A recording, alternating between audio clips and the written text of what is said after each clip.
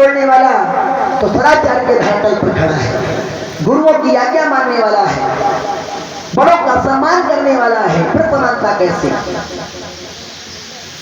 वार्ता लंबी ना हो, चल करके महात्मा जी से मिला। महात्मा जी प्रणाम। कल्याण हो। हमारा तो है, आपका करना है। बड़ा क्रोध कर रहे हो और सब बढ़िया हाल चाल, कहिए कहिए क्या हाल चाल है? क्यों क्रोध कर रहे हो? इतना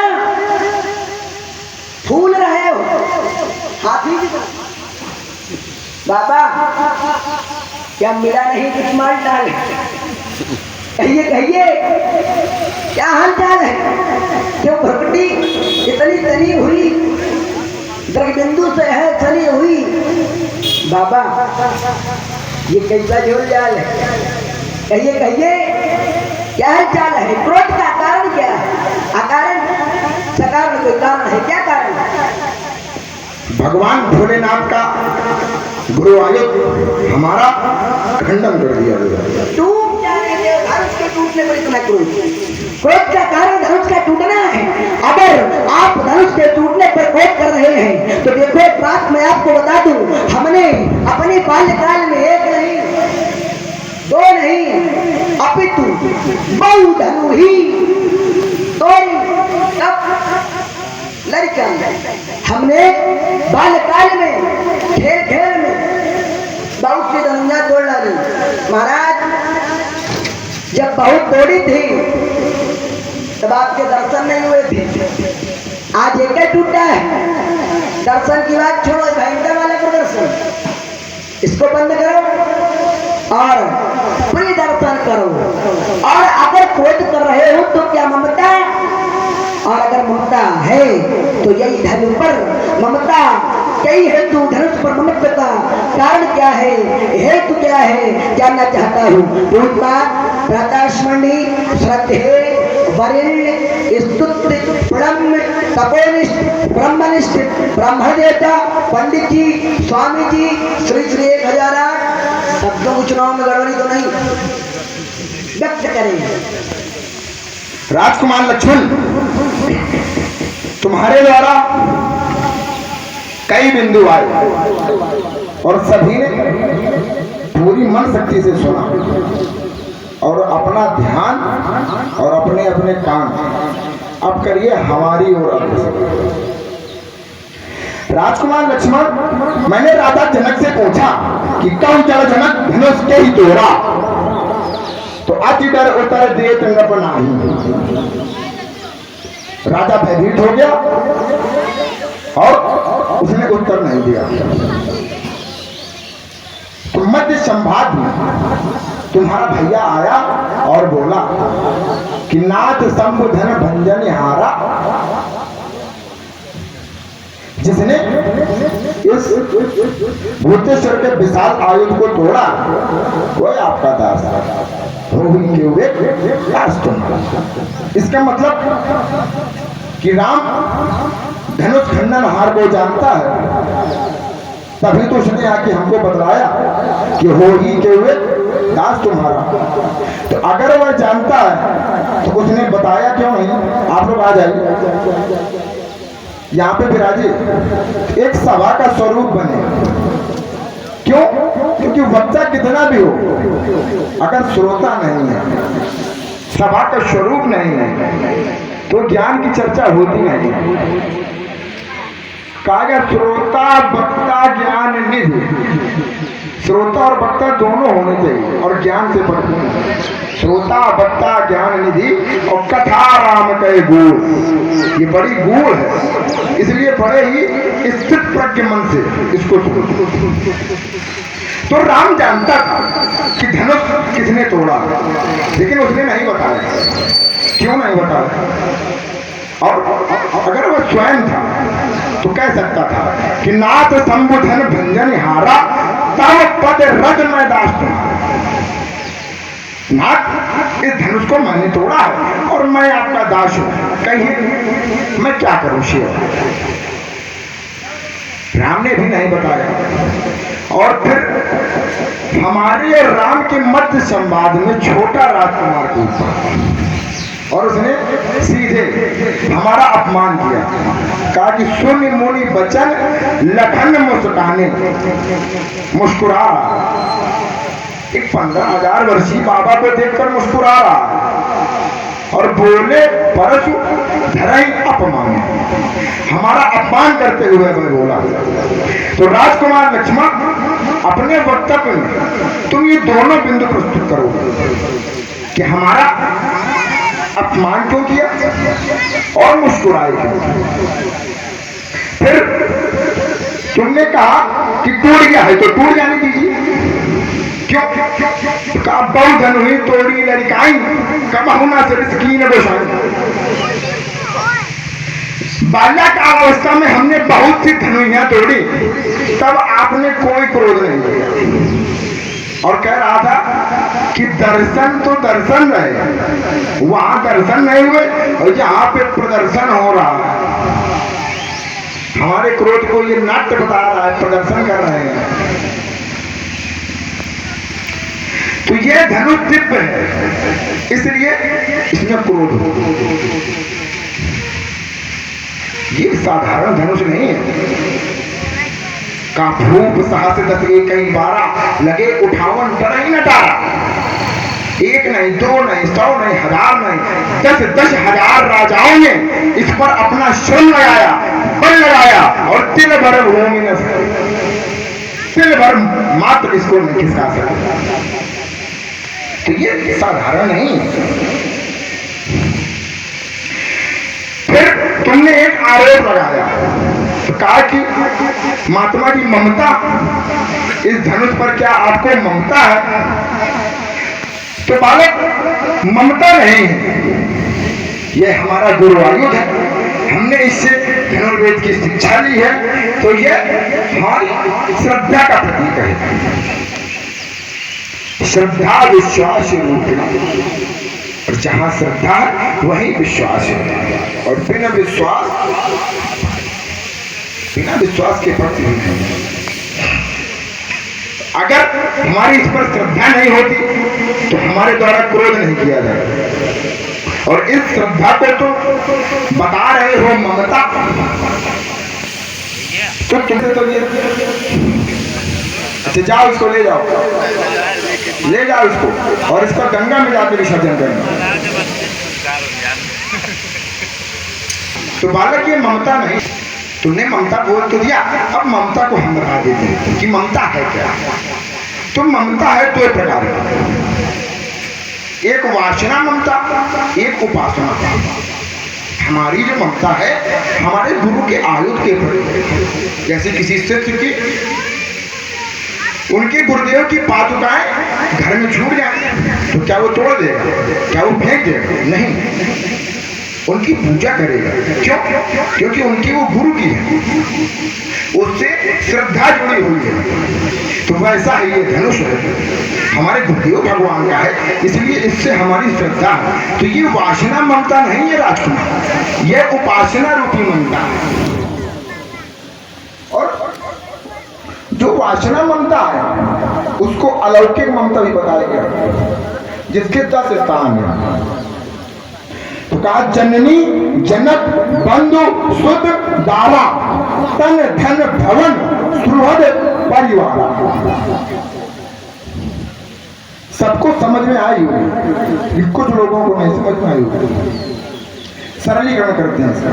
कहा जननी माता, जनक पिता, बंधु भ्राता, सुत पुत्र, और कहा सुत दारा बहु। जननी जनक बंधु सुत दारा तन, यह शरीर, धन और परिवार, अपने सकल परिवार की ममता को। तो कहा सबके ममता ताग बटोरी, सभी की ममता को पकड़कर। तो कहा बांध बड़ी डोरी, उसको भरो कि कोई छूट न जाए।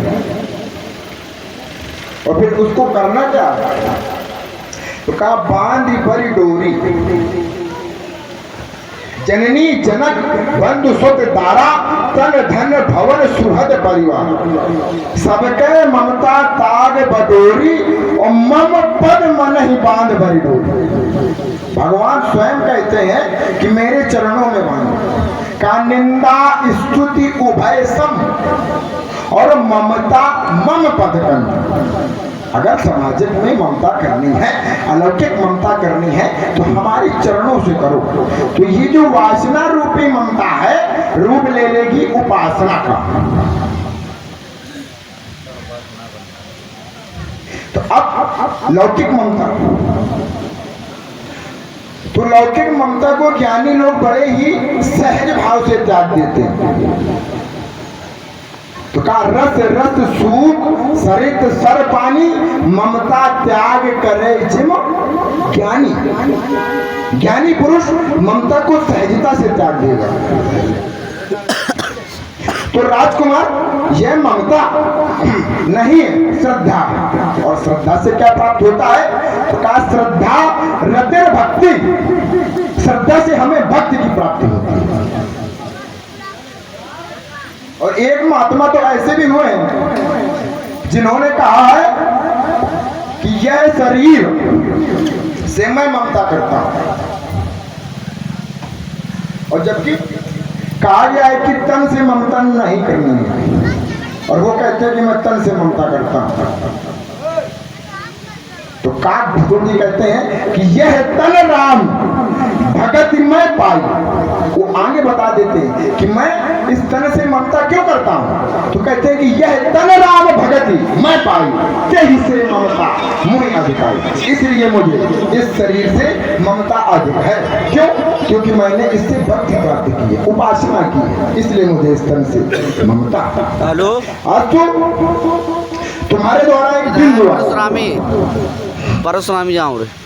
कहा कि ये जो संसार है मरण धर्म और अमृत, दो में तुमने आवंटन कर वीडियो बना दिया, रहे और इस शरीर को परशुराम है तुमने मरण धर्म बता दिया। तो अगर ये उनको मोबाइल नहीं, मोबाइल है उन्होंने है नहीं, लड़का है नहीं। मरण धर्म है, तो लोगों के द्वारा किए हुए कृत्य क्यों अमर हो जाते हैं? चाबी ले जाओ। क्योंकि कृत्य तो इसी पंचभूतों से ही होते हैं। पंचभूतों से शरीर बना हुआ, चित्त जल पावक गगन शमीरा पंचरचित। तो पंचरचित ये शरीर है, शरीर बना हुआ, और लोग कृत्य करते हैं तो वो अमर हो जाते हैं। हो जाते हैं कि नहीं हो जाते हैं? बताइए। लोग हो जाते हैं। ये शरीर मरण धर्म कैसे है? क्योंकि ये सहज से प्राप्त नहीं होता। जब हमारे इष्ट हम पर कृपा करते हैं, का बहु के कर करुणा कर नर तन दें। जब करुणा निधान हम पर करुणा करते हैं, कृपा करते हैं, तब हमको ये शरीर प्राप्त होता है। और ये साधारण भी नहीं है। का साधन धाम मोक्ष कर द्वारा, साधनों का धाम है, मोक्ष का द्वार है, तो ये मरणशील कैसा होगा? राजकुमार लक्ष्मण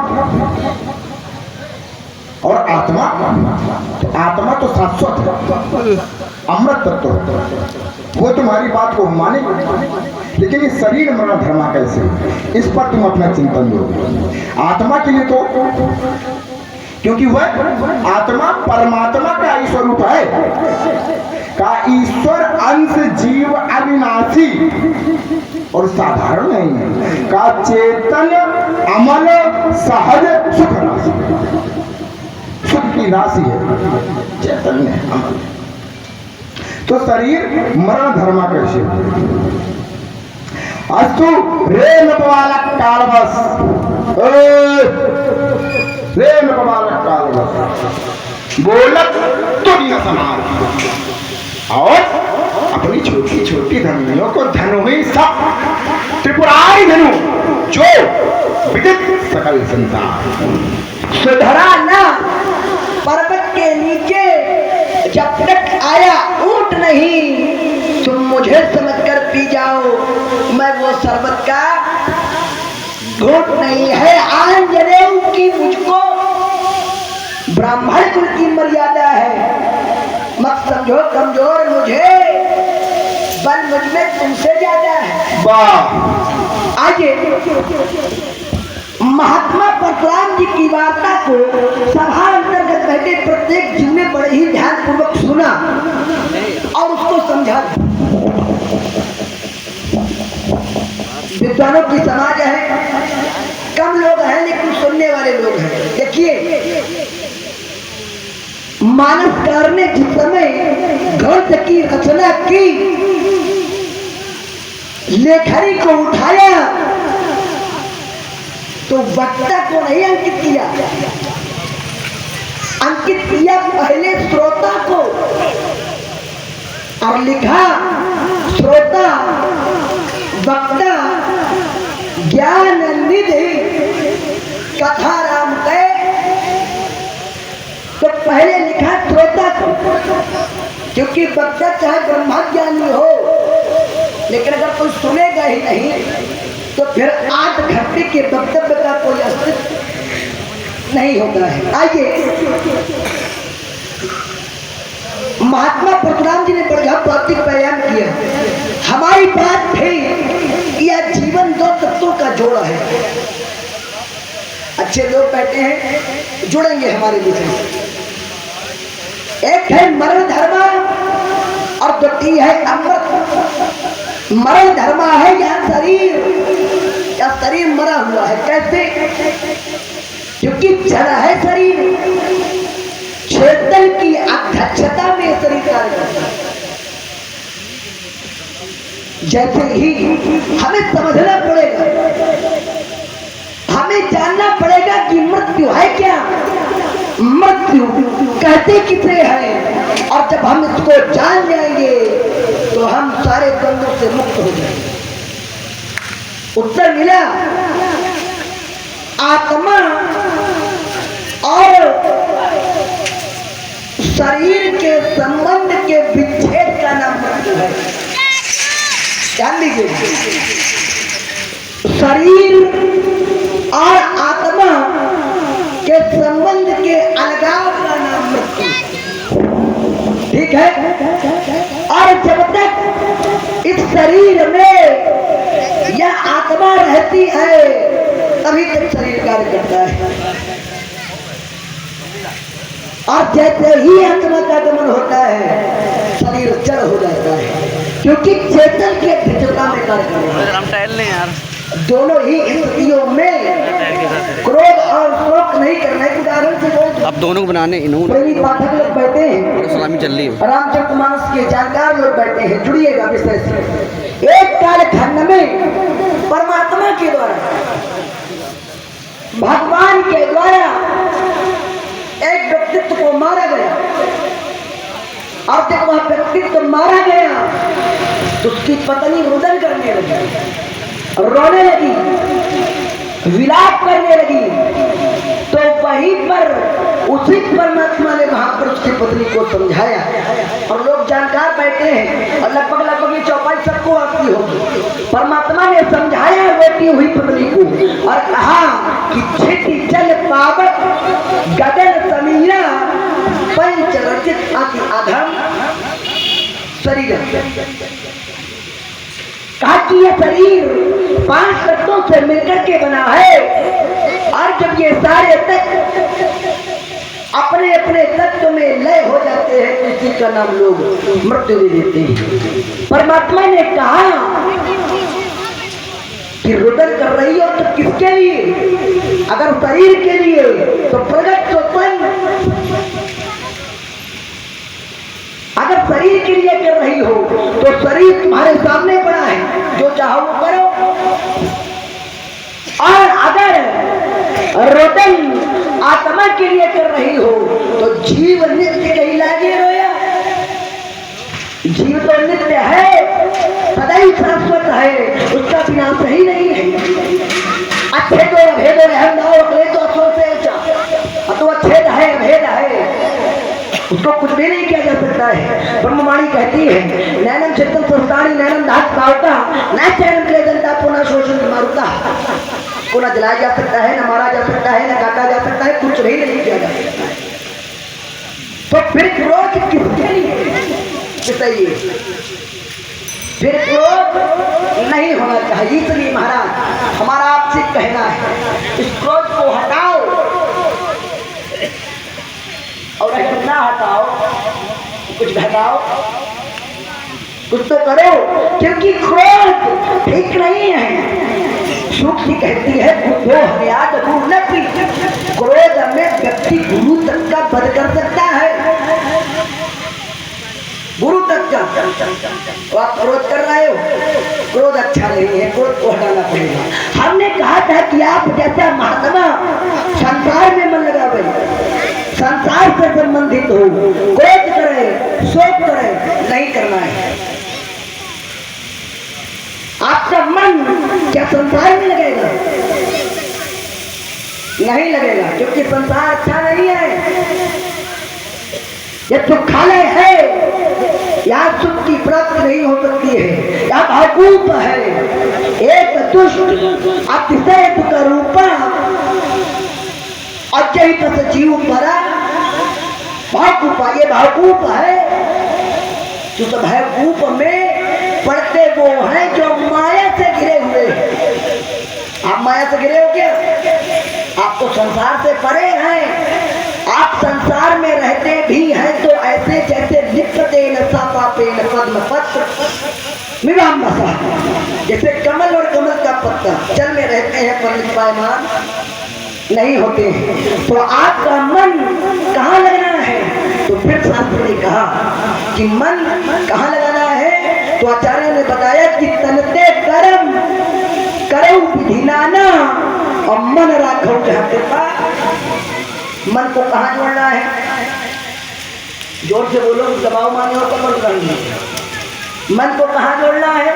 कृपा निधान से। और जोड़ कहाँ रहे हैं? धनुष से।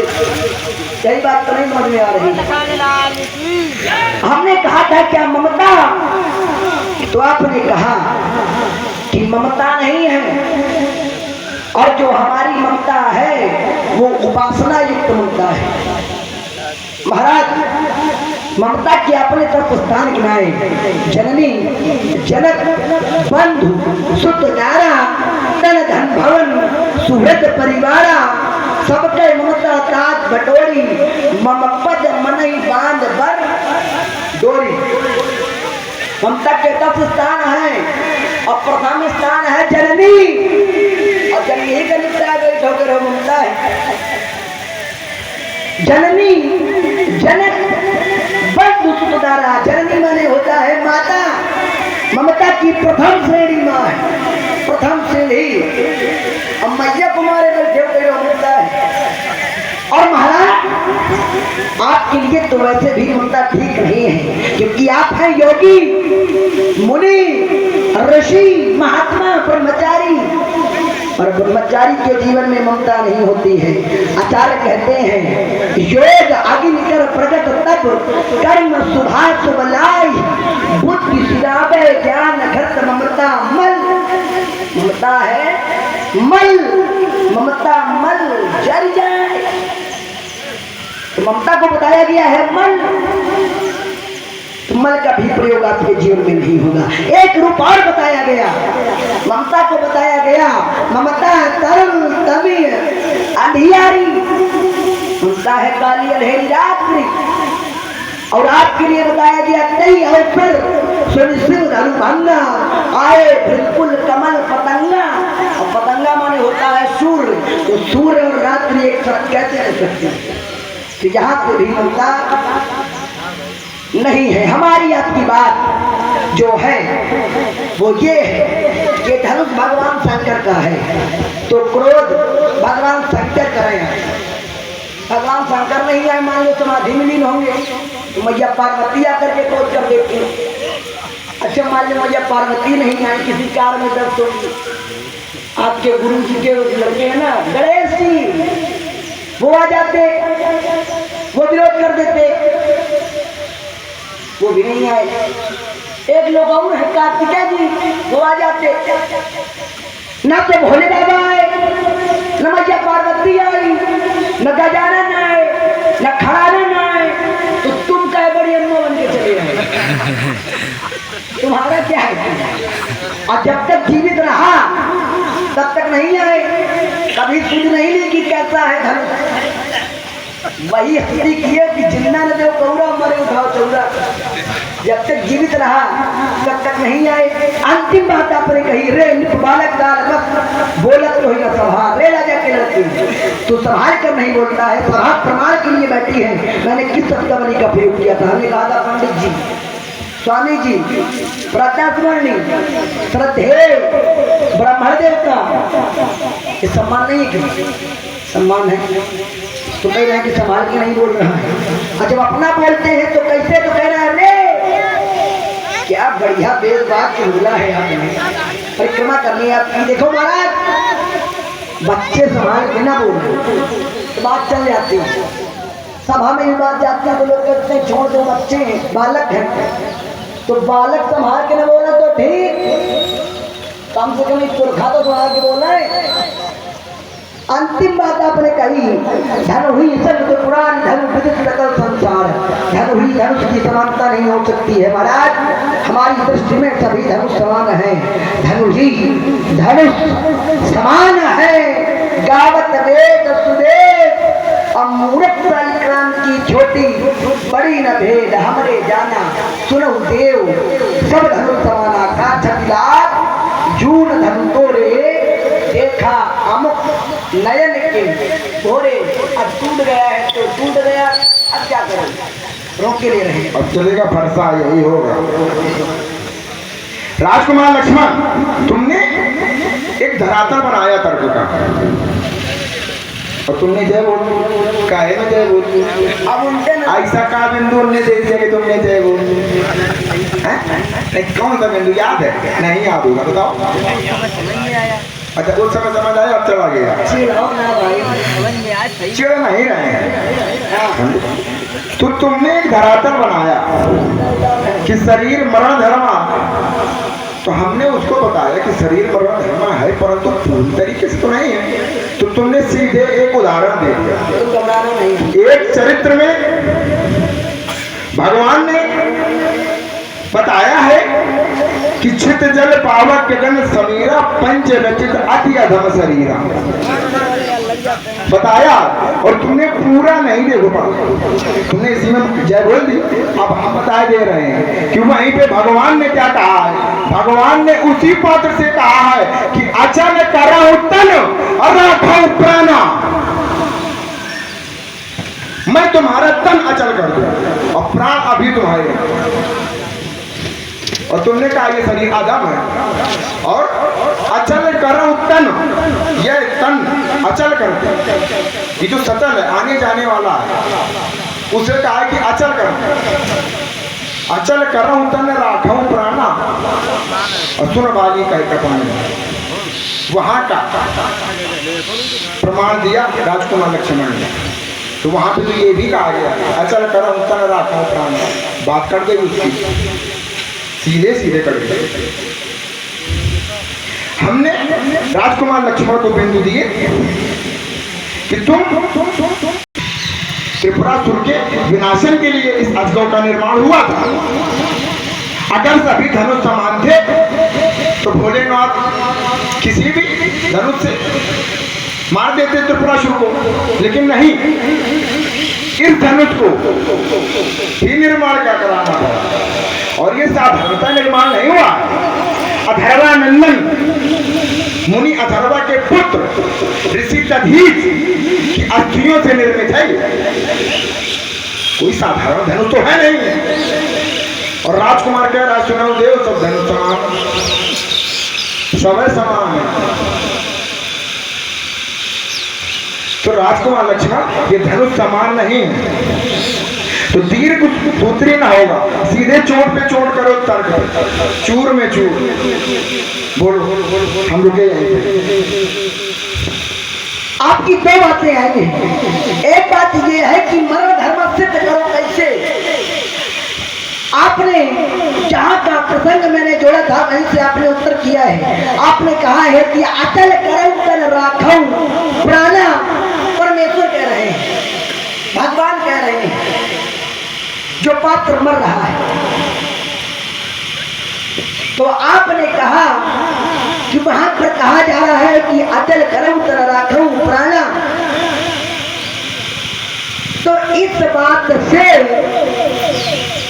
ये कहां से सिद्ध हो रहा है कि शरीर मरण धर्मा नहीं है। देखो महाराज, दो बातें हैं,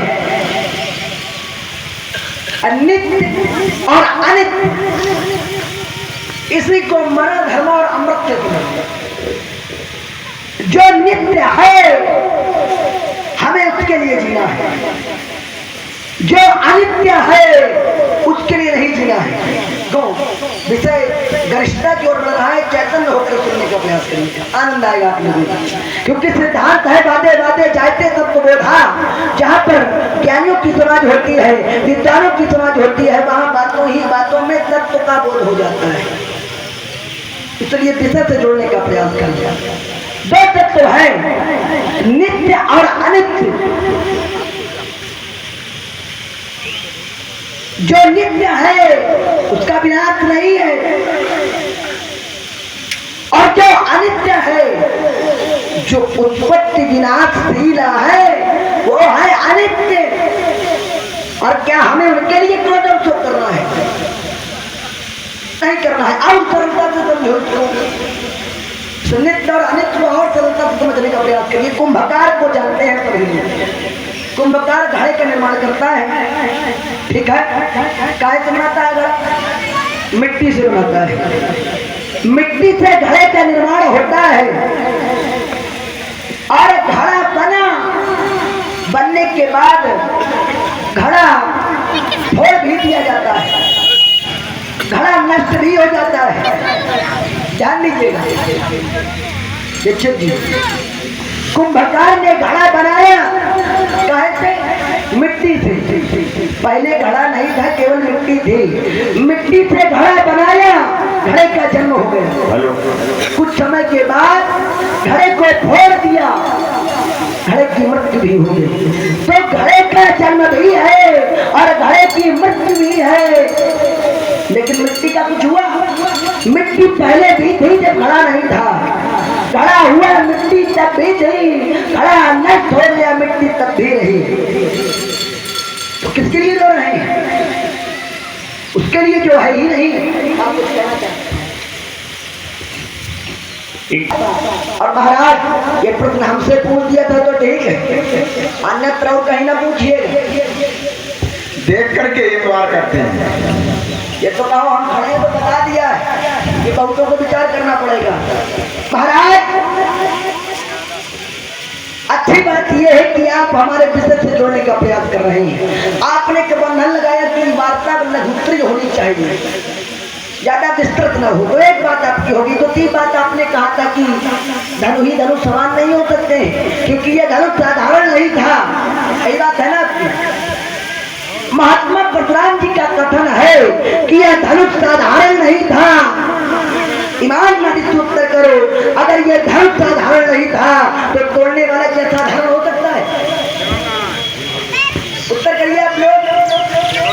शास्त्र कहता है इनमें दुई धनुषी दिव्य श्रेष्ठ लोगा भी पूजते।